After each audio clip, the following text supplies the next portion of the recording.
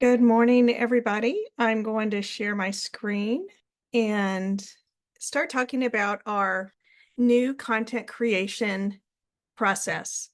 This is a new experience for how to create content in the platform. And based on a lot of user feedback over across the country, really, they have developed a new way of creating content. So it looks quite a bit different.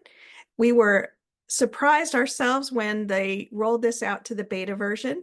For many of you, if you're in the beta mode, you can click that by clicking on your name in the top right, clicking on account settings, and turning on beta mode here with this toggle switch. If I turn it off, it refreshes. I'm going to turn it back on. That is how you do that if you want to see this new content creation window.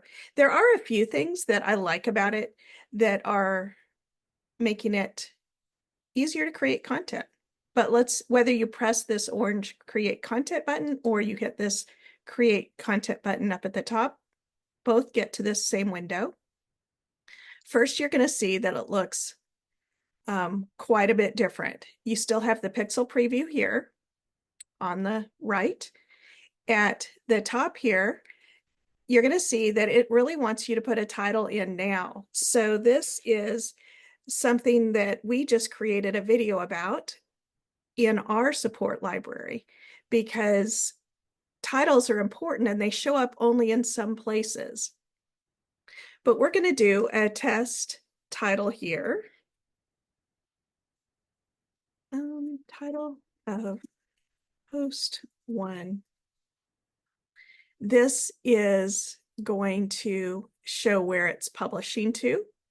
So this also looks a little different, where it's going to show you the headlines of, it's going to go to LinkedIn, Instagram, Facebook. For some brands that have more than one page, you can choose Facebook completely. So that would go to all the pages on Facebook. That's just a little shortcut there. I'm going to leave mine that are selected as our default accounts. Then to create content, we still have the same 3 options. We can upload to drag and drop pictures. We can choose free stock images or go straight to Canva. This is the image tab that you're used to seeing on the left when you create content. If you click video, it's going to change the media type to a video, and this is similar. It's going to give us a little cheat sheet here of some maximum requirements for our video, which is nice. That's a new feature, which is something I appreciate. It just reminds you things that we have to do differently. If we want to change the media type again to URL, this is simple. We just type the URL in right there. So all of that is fairly similar. I'm just going to find some free stock images and use this image of the cat as our test caption here. Once you add an image, I did notice that you can still watermark new images. So for those of you that have multiple brands in your or multiple workspaces, you can add the logo for each workspace easily by just uploading images, and then your logo will appear in the corner. If you need help setting up that feature, I'd be happy to show you how that works. Here's post captions, very similar to the way it was before. Although, remember where I never could figure out what to call that little icon? Now they've just made it a simple toggle switch, platform-specific captions. So I think that makes it a little more clear than in the past. Here's our emojis. That's easy to find.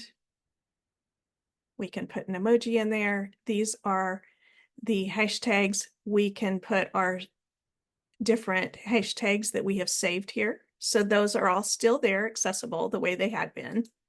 Let's use Caption AI to create this caption for us. Enter a prompt to generate captions. So instead of having the default message that we were using before, now it's just a blank that we can fill in.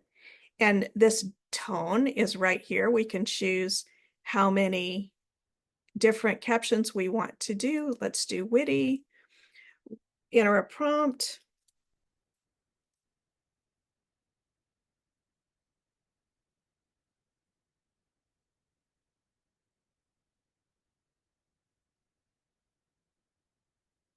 Here's my prompt. Why should you write a captivating caption on social media? Let's get 3 different options. We're going to say yes, include emojis, and yes, include hashtags. So that's slightly different. I don't want to keep it as platform specific captions. If you have worked with me on this before, you know that I don't like to have too many things to edit. So I prefer to make those changes myself if we're going to make platform specific captions. Here it's going to generate my 3 items. Why should you write a caption on social media? Because a picture may be worth 1,000 words, but without a killer caption, it's just a confused photo begging for attention. I like that one. We're going to select that and move on down. We require content approval. We can turn on recycling here. We can add content tags. So here we're just doing a sample, so I'm not going to give it a tag.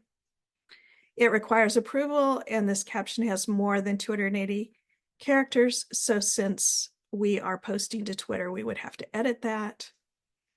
So to go back to that, we would come here. And we're not posting to Twitter, so we can ignore that message. We're going to save and schedule. It wants the title.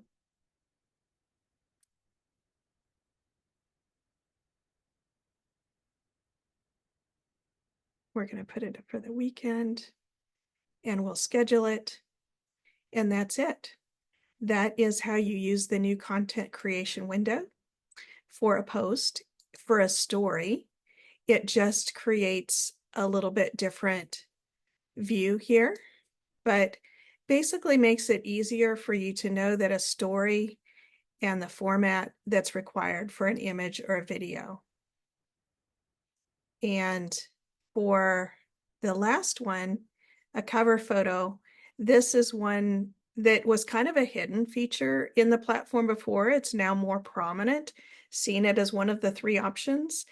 And that's encouraging us all to create a Facebook cover image that we could schedule to debut on the 1st of every month. This is something we could all consider doing in the future.